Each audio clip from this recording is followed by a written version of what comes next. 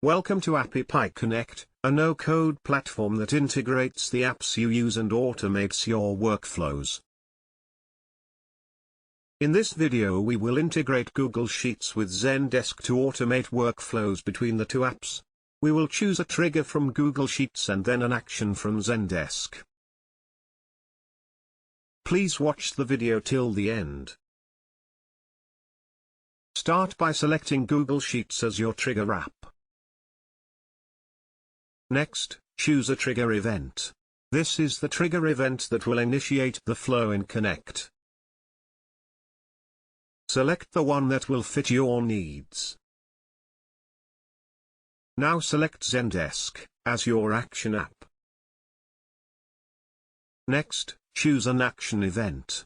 This is the event that will initiate the flow in Connect.